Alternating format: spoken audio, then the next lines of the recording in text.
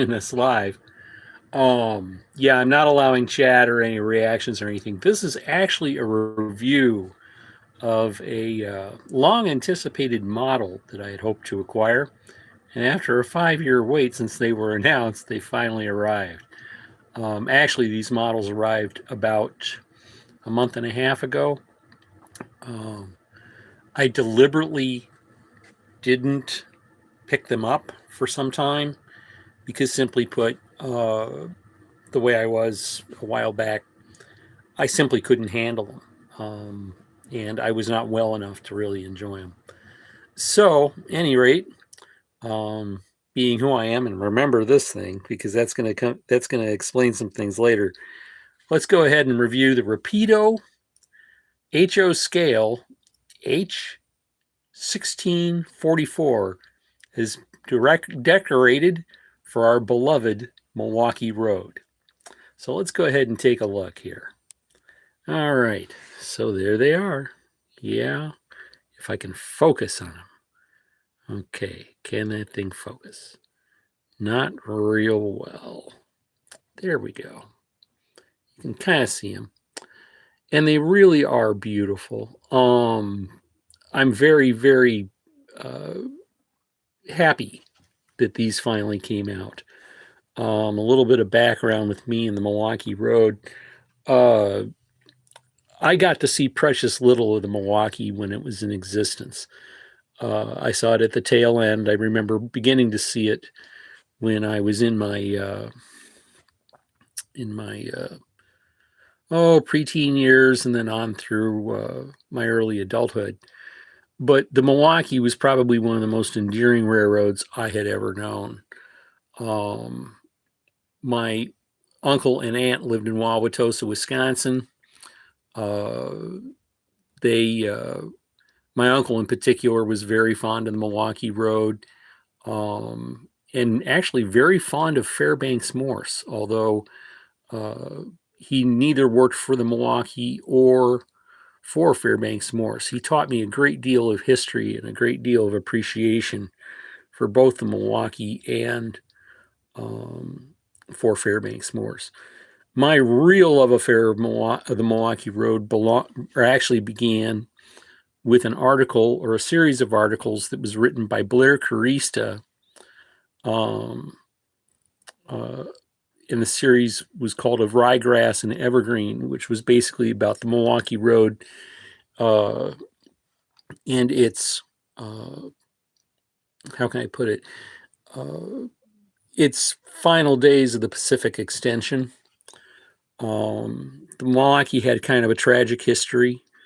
They started out as a railroad that had good intentions, so to speak, but they seemed to be the last one to get anywhere, especially when they went out west. And they were pretty much an underdog as railroads went. When they built the Pacific Extension, it held a great deal of promise. But by the time they finally made it to the West Coast, and they were the last transcontinental to get there, they had to take the most difficult crossing in the Pacific Northwest, which, interestingly enough, was one of the most beautiful crossings that there was. But it was just simply they were the last ones there. They had planned on electrifying it from the very beginning. And mind you, this is over 100 years ago that they were doing this, and they didn't. By the time they finally got there, they were bankrupt, and but they kept going on. They hung on there, and the spirit of Milwaukee was one of those things. Well, everything's stacked against us from the get-go, but we're going to keep going anyway. And but at any rate, back to the models. These are Rapido H16-44s. Now, the interesting thing about the H16-44 is that it started out with one body style and ended up with one that was totally different. These are the last body style that was used with the high walkways and the fairly clean lines of the engine.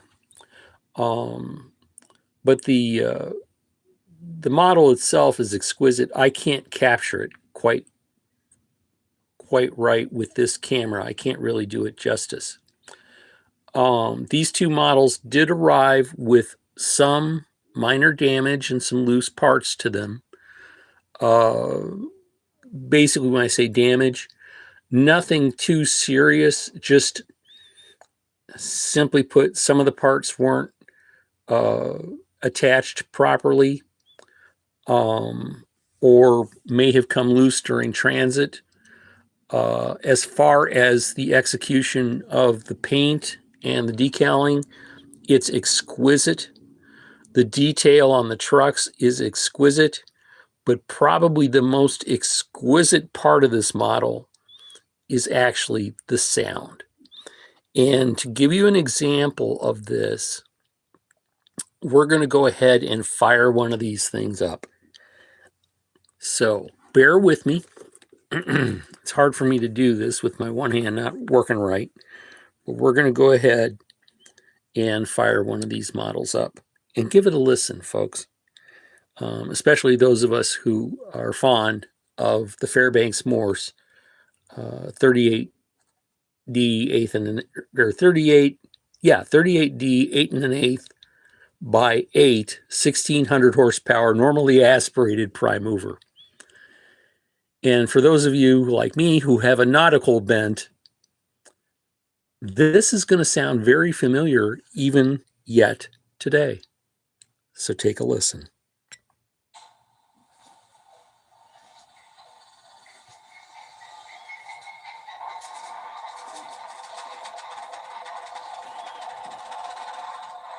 And there's one. Let's fire up the other one. Whoops. Sorry. I killed it! Oh no. Let's start over again.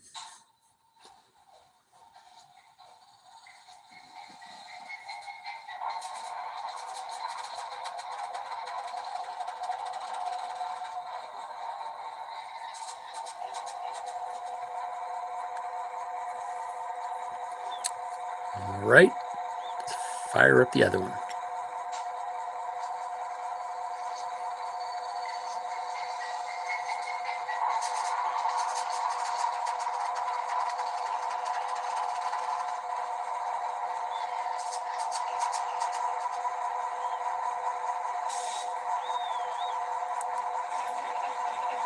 And there you can hear the air compressor kick in.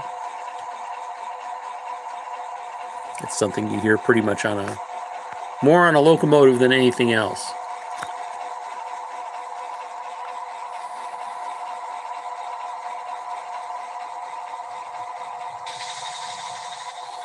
Now I'm going to save you all the going through the features of like lights and all that.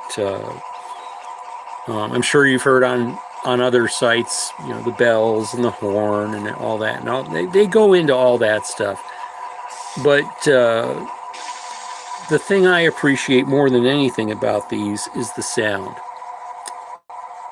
So I'm going to hit function 9 on both these units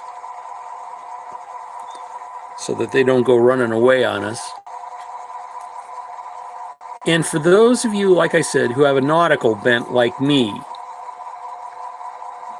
and wonder, or even if you don't, if you're a model railroader and where in the heck did they get such a clean sound when there's hardly any of these things left? Take a listen. And if you're somebody like me who hangs around things like tugboats and the river and all that stuff, and you've heard a towboat go by, going upstream with a big tow in front of it, I mean a big towboat, you've heard this sound. Dig it.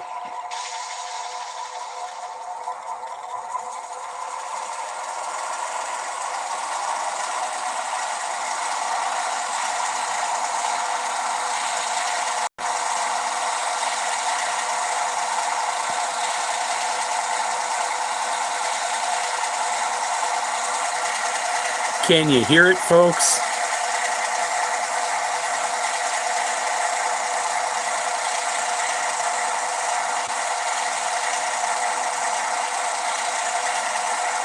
Those of us who like our towboats and our tugboats, that is absolute music to our ears.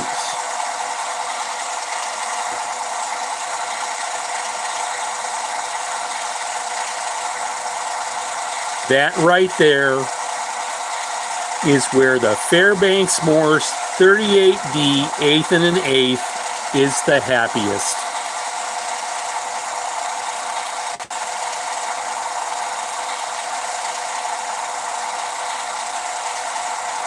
Just shy of full throttle.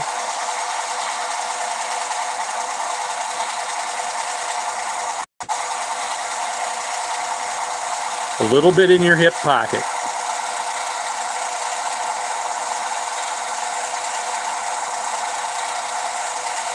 Just a nice steady pull, or push I should say, going upstream against the current with a big toe in front of it.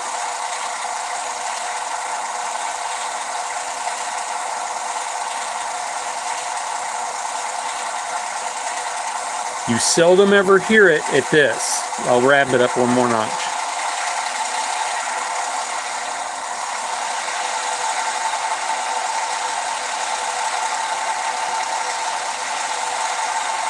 All right, that's wide open. That would be flank on a tugboat or tow.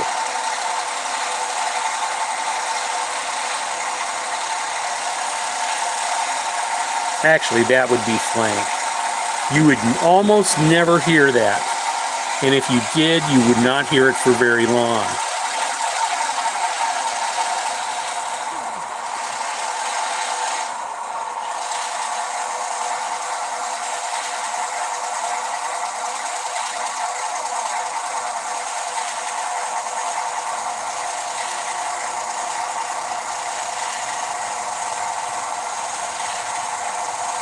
Now, the beauty of these things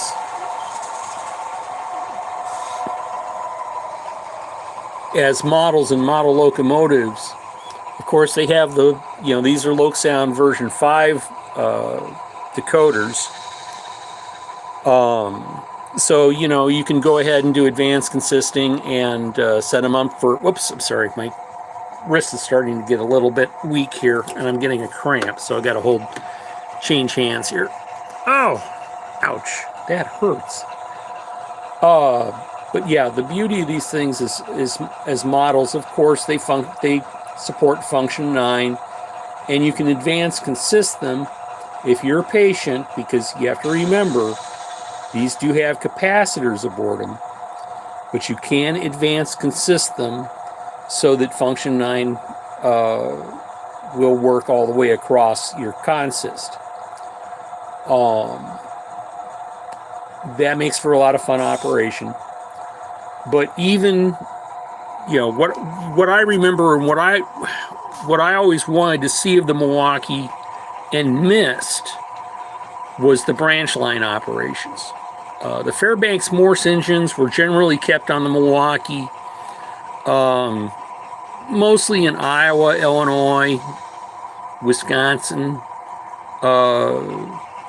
Minnesota. Some of them hung around Kansas City, mostly on the eastern lines, and of course going down to Terre Haute and on down to Bedford.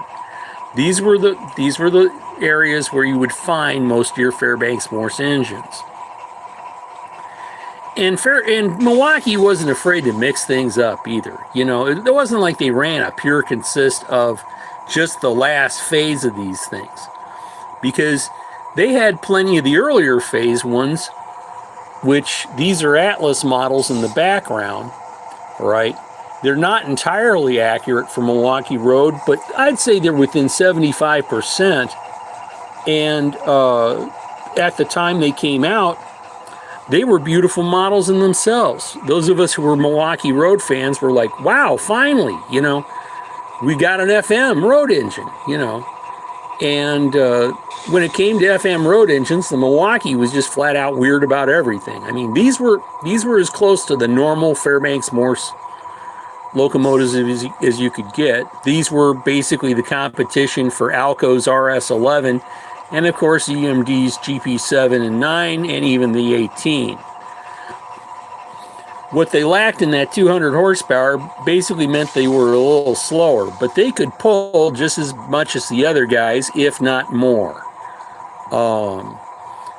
Fairbanks Morse initially went with Westinghouse electrical gear on the early locomotives, and then eventually migrated, of course, to General Electric.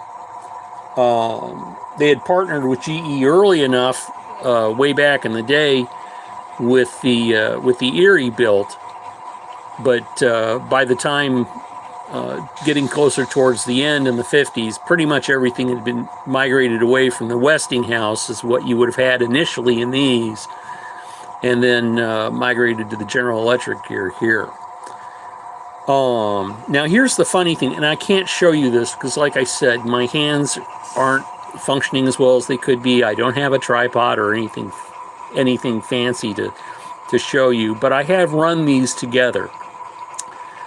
And mind you, there is, close to 20 years difference between the decoders in the Atlas.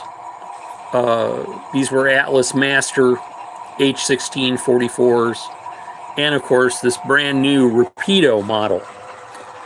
When I first tried to emu them together, I had a little bit of difficulty knowing the complexity of the ESU V5 decoder, and of course having the Mo Power capacitors on board the Rapido models.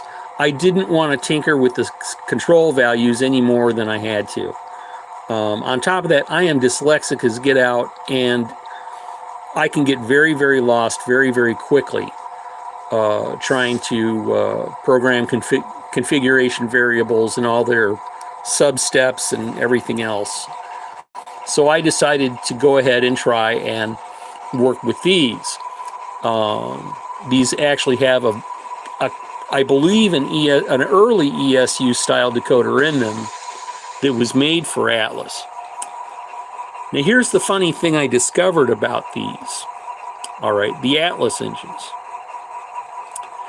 Like I said, initially I tried to speed match them by adjusting control variables in the older Atlas engines. And very quickly I found out I had a lot of difficulty, and it was not getting any easier. So what I did was, on these earlier Atlas engines, you went to CV8 and entered 33, a value of 33, not 8, but 33 into your programming system, and that was the factory reset. So I went ahead and did that, and then went ahead and reprogrammed, first of all, the road number. And mind you, I just use, unless I'm at a friend's house who has a more advanced programming system, and more importantly, the tech support to help, I usually just stick with a 2-digit address. I don't like messing with the control, configuration values any more than I have to. So I did the CV8 equals 33 on the older Atlas engines, all right, and then reprogrammed the road number. And then the most curious thing in the world happened. If you're gentle on the throttle and you're patient with the model, with your consist, you will find that with the standard configuration variables for acceleration, deceleration, throttle response, all that stuff, okay? If you're gentle and you're patient and respectful of your models, And in sync with the fact that, yes, we live in an imperfect world, you will find that these 20-year-old Atlas models with their 20-year-old decoders actually play quite nicely. Whoops, excuse me, I almost tripped. Actually play quite nicely with the Rapidos. So just like the Milwaukee Road, you know, you can take these models and multiple unit them, and they pull just like the real ones did. Just incredible, the amount of tractive effort these models will exert as 4-axle engines. And of course, you know, you look at the Atlas model, and yeah, okay, fine, it's not so intricately detailed as the Rapido. But the simple fact of the matter is, you know, they're still beautiful models. They're handleable. They're runnable. The Rapido model is museum quality. When I was building model locomotives and detailing them myself, I probably, you know, there were, how can I put it? There are things on these models I would have never thought to do, but that was because I knew the models would be handled, and the more details that are on a model, the less handleable it is to run. I'm not meaning to poo-poo what Rapido has done, but like I said, when these models arrived, there was some damage. I don't think I can zoom in on one piece here. Well, actually I can. That little thing was inside the packaging, you know, inside the clamshell, and about to fall out. Now you could wonder all day long what that is, okay? But what it is the conduit that, let's see if I can point to it. It's the conduit. See that conduit? Well, if I can go right here. The conduit that runs vertical between about the level of the step, the end step handrail and on up to the MU receptacle here. That's actually the conduit at the other end, if I can zoom in on it, or get over here where you can see it. Just barely. That's the conduit that actually belongs about where my pointer is. You can see the other one here, but that one belongs over here. On both these models, the conduits were bent on one side. I was very, very careful and was able to actually straighten them out, but it's incredibly fragile. They're very, very incredibly fragile. So, you know, simply put, we live in an imperfect world. Now, the other thing that happened on number 29 here, I think it was 29. Wait a minute. It was 35. Was that one of the radiator screens was detached. All right. And also one of the lifting pads that's above the truck was detached. Now I've reattached those. All right. Now what Rapido recommends is that you use a white glue, you know, like Elmer's or something like that. There's something better out there, kids. This stuff. This is Aleene's Clear Gel Tacky Glue. All right. It's very thick. It's like the consistency of almost like a heavyweight motor oil. It can be a little stringy and everything else. But if you, how can I put it? It's extremely manageable. It gives you a little bit of time to work with positioning of the part, and it actually will hold it very well. It is water soluble, You know, you can probably thin it a little bit if you wanted to with distilled water. But if you're going to go ahead and try and reattach some of those, what we used to call bink parts back in the day, that's what I would recommend. I would not recommend using any kind of a solvent glue or even white glue or even paint. But the Aleenes will work wonderfully. But those little things aside, yeah, I've got a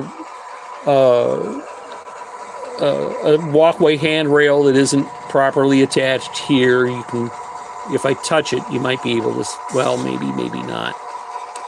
Yeah, it's hard for this camera to focus. But this isn't attached properly. That's a piece of wire. One of the railings here, you can see it's not attached properly. But you got to remember, folks, you know, these were put together by people on an assembly line. Okay? And for $300 and some odd, you know, you're getting a model that really belongs in a museum to begin with. And we expect so much out of those people. And if you've ever built highly detailed models yourself, you realize that those people were accomplishing in just a few days what it might take you months to do. You have to be in the right mindset. Your heart has to be in the right place.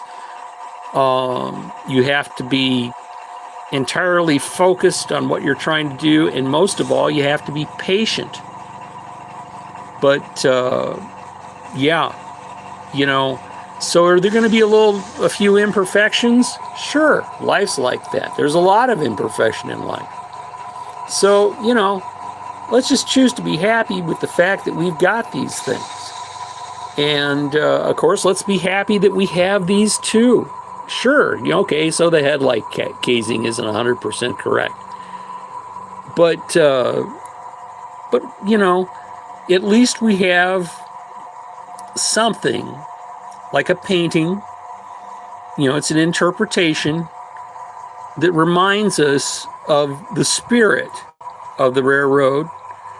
And of course, we have the wonderful sound system that reminds us not only of the railroad, if you're old enough to remember these things running, but in my case, kind of takes me back, you know, to the harbor, takes me back to the waterways where I'm most happy. And, you know, when I'll be running these things at my friend's house, of course, I catch a lot of grief for being the slowest guy on the railroad, no matter what train I'm hauling, because that creates the illusion of distance when you're running model trains. But, you know, when I'm running these things, you know, I'm going to be imagining myself, say, you know, somewhere between Mendota and Oglesby, coming down to the cement plant and across the big bridge on the IC, or I'm sorry, crossing the big bridge on the former New York Central on trackage rights, and coming across through Standard and on over, oh my gosh, the years I spent up that way chasing railroads. Or maybe coming down the southeastern and headed down to Terre Haute and down towards Bedford and even Westfield, where you know, where the limestone country was. And yeah, and it just, you know, it's a slower pace. It's still intense, but you know, to me, that's when, you know, how can I put it? When railroads and the people who worked on them simply had a lot more soul. Everybody knows that my home road, more or less, is the Illinois Central, because that's the one my family worked for. But it's often said of model railroaders They have two favorite railroads. It's whatever the big railroad or little railroad it was their favorite, and the other one is always either the Milwaukee Road or the Baltimore and Ohio. Because simply put, you know, they just touch us somehow. And with me, you know, I have soft spots for both the B&O and the Milwaukee. But I live in an area right now where, you know, there's a lot of B&O fans. There really are. But there's very, very few Milwaukee Road fans. So there you go. My neighbor just fired up their lawnmower. So that you might be able to hear. But before we go, let's go ahead and throttle these bad boys up and just take one more listen.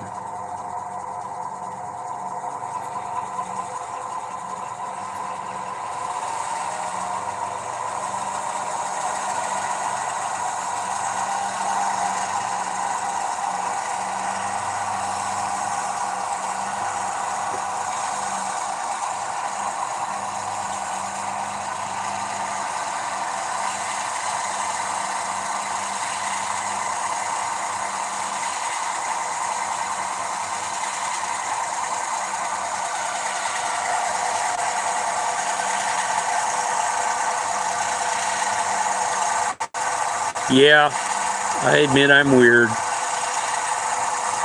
I'm probably the only person that's a model railroader that can hear a sound of a model train or a real train going by, and in the back of my mind, I'm thinking about tugboats and towboats. But it's fun. So that's going to be it. 32 minutes and seconds is long enough for this thing. I hope you enjoyed the little video. I don't know if you're really going to glean any useful information out of this, but at least for a short time, we've been able to enjoy this. And I'd really like to say thank you to Rapido Models for finally bringing these things out and for being so diligent about getting the sound right, along with ESU. I still have to wonder if the sound of the exhaust on these things was actually taken from either a locomotive or a towboat. I'd like to think it was actually taken from a towboat. And also, thank you to Atlas for, of course, satisfying our need for the early phase of the H16-44 in its nearly original configuration as it was originally designed by Raymond Loewy. Beautiful models still, and I still recommend them highly with their wonderful Cato-inspired drive and their crisp detailing. So there you go. Until next time, everybody. I guess we'll be seeing you around town. So good luck and Godspeed.